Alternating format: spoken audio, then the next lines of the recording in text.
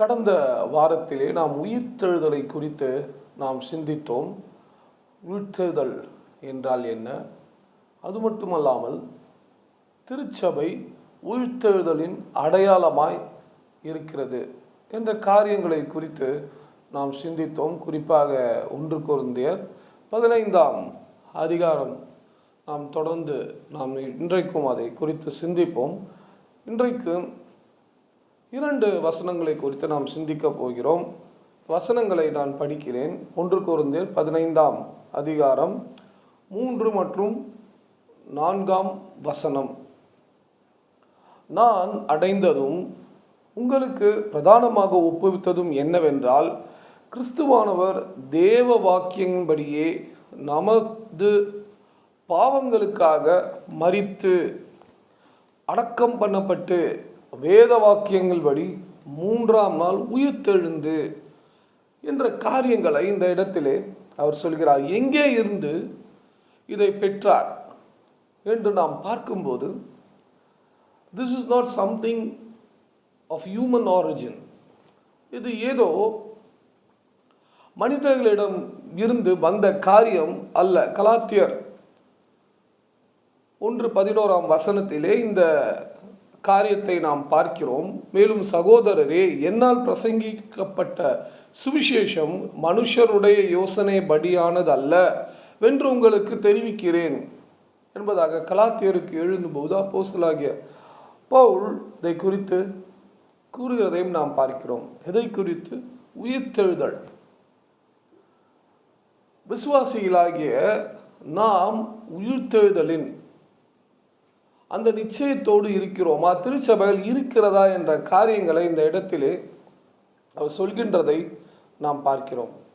அது மட்டுமல்லாமல் இந்த உயிர்த்தெழுதல் எங்கே இருந்து வந்தது? வேத வாக்கியங்கள் படியே இந்த உயிர்த்தெழுதலை குறித்து அவர் பிரசங்கிக்கிறார். வேத வாக்கியங்கள், whether it is a New Testament or Old Testament, புதிய ஏற்பாடா அல்லது பழைய ஏற்பாடா?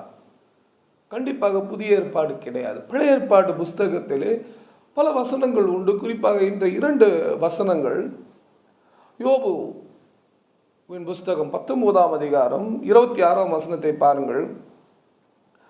இந்த என் தோல் முதலானவை அழுகி போன பின்பு நான் என் மாம்சத்தில் இருந்து தேவனை பார்ப்பேன் என்ற காரியத்தை யோபு இந்த இடத்திலே சொல்கிறார். மாம்சத்திலே தேவனை அவர் பார்ப்பேன் என்ற நிச்சயம் அந்த இடத்திலே யோபுவுக்கு உண்டாக உயிர்த்தெழுதல் என்பது புதிய ஏற்பாட்டு மட்டுமல்ல, பழைய ஏற்பாட்டிலும் உண்டு என்பதற்கான ஒரு சான்று இந்த காரியம். அது மட்டுமல்லாமல் எல்லோருக்கும் தெரிந்த ஒரு வசனம், ஏசாயா 53ஆம் அதிகாரம் 5ஆம் வசனம். குறிப்பாக with the stripes we are healed. With the stripes we are healed. அவருடைய தழும்புகளால் நாம் குணமானோம். அந்த 53ஆம் அதிகாரம் முழுவதுமாக இயேசு கிறிஸ்துவின் அவருடைய அந்த துன்பங்கள், அவருடைய தியாகங்கள், கல்வாரி சிலுவையிலே அவர் எப்படியாய் மரிக்கப் போகிறார் இந்த காரியங்களை எல்லாம் அந்த ஏசாயா புஸ்தகத்திலே நாம் பார்க்க முடியும். அது மட்டுமல்லாமல் 3 காரியங்களை இங்கே அப்போஸ்தலனாகிய பவுல் நமக்கு உயிர்த்தெழுதலை குறித்து இங்கே சொல்கின்ற காரியம். 3 காரியங்கள். 1, he was died, அவர் மரித்தார். he was buried, அடக்கம் பண்ணப்பட்டார். he was raised, உயிர்த்தெழுந்தார். இந்த 3 காரியங்கள், மரித்தார், அடக்கம் பண்ணப்பட்டார், உயிர்த்தார். இதை சபைகளுக்கு முதன்மைத்துவமாக இந்த காரியங்களை அங்கே பிரசங்கிக்கிறதை நாம் பார்க்கிறோம். மனித எண்ணங்கள் இல்லாமல் இயேசு கிறிஸ்துவின் வெளிப்படுத்தியதினாலே அப்போஸ்தலனாகிய பவுல் திருச்சபைக்கு இயேசு கிறிஸ்துவின் உயிர்த்தெழுதலை குறித்து கற்பிக்கிறார். இந்த இடத்திலே இன்னும் ஒரு முக்கியமான காரியம் இங்கே எழுதப்படவில்லை. அல்லது அவர் அப்போஸ்தலனாகிய பவுல் ஒருவேளை ஏன் அதை தவிர்த்தார் என்பதற்கான இரண்டு காரியங்கள். ஒன்று, ஒருவேளை இந்த ஒரு அதிகாரம் உயிர்த்தெழுதலை குறித்து இருப்பதனால் அந்த காரியத்தை அவர் தவிர்த்திருக்கலாம். அல்லது திருச்சபைக்கு மிகவும் முக்கியமான இந்த உயிர்த்தெழுதல் அது மிகவும் முக்கியம் என்பதற்காக அந்த காரியத்தை தவிர்த்திருக்கலாம். ஒருவேளை நேரத்துக்கு நீங்கள் அதை கணித்திருப்பீர்கள். இயேசு கிறிஸ்துவானவரின் பிறப்பு, பர்த், பிறப்பு, இறப்பு, அடக்கம் பண்ணப்படுதல், உயிர்த்தெழுதல், இங்கே 3 காரியங்களை அப்போஸ்தலனாகிய பவுல் ஒரு திருச்சபைக்கு எது முக்கியம் என்பதை குறிப்பிடுகிறதையும், இந்த உயிர்த்தெழுதல் வேத வாக்கியங்களிலே அழுத்தமாக சொல்லப்பட்டிருக்கிறது. ஆக அந்த விசுவாசத்தோடே அதை நாம் முதன்மையாக நாம் ஏறெடுத்து கிறிஸ்துவ வாழ்க்கையை நாம் வாழ வேண்டும்.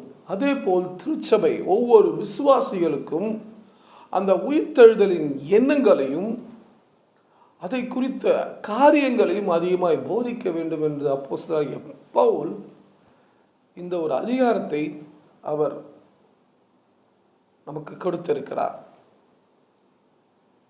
ஆக இதை நாம் உணர்ந்து கொள்ள வேண்டும். உயிர்த்தெழுதல் முதலாவது, திருச்சபை என்பதே உயிர்த்தெழுதலின் ஒரு அடையாளம். இரண்டாவது, உயிர்த்தெழுதல் அது நம்முடைய வேத வாக்கியங்கள் நமக்கு கொடுக்கப்படுகிற மிகப்பெரிய ஒரு வாக்குத்தத்தம். தேவன் நாம் ஒவ்வொருவரும் அவரோடு இணைந்து வாழும் அந்த தருணத்தை நான் கடந்த வாரமே சொன்னேன். This is our future. இதுதான் நமது எதிர்காலம்.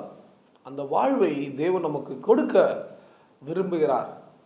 அதை குறித்து நாம் இன்னும் அடுத்த வாரம் நாம் சிந்திக்கலாம். அதற்காக ஜெபியுங்கள். கர்த்தர் உங்கள் ஜெபங்களை அங்கீகரிப்பாராக. ஆமேன். ஜெபம்.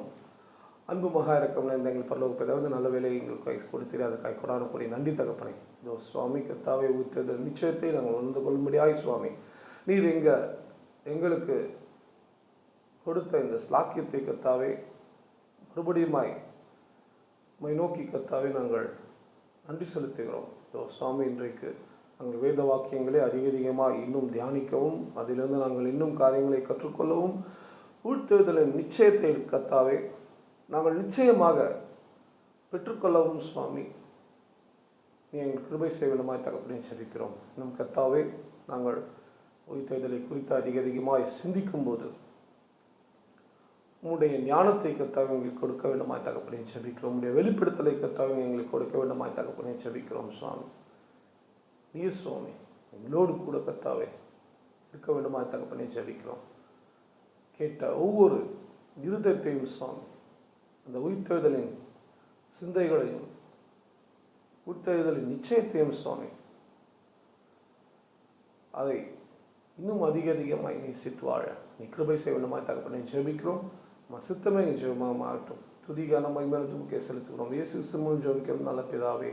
ஆமென்.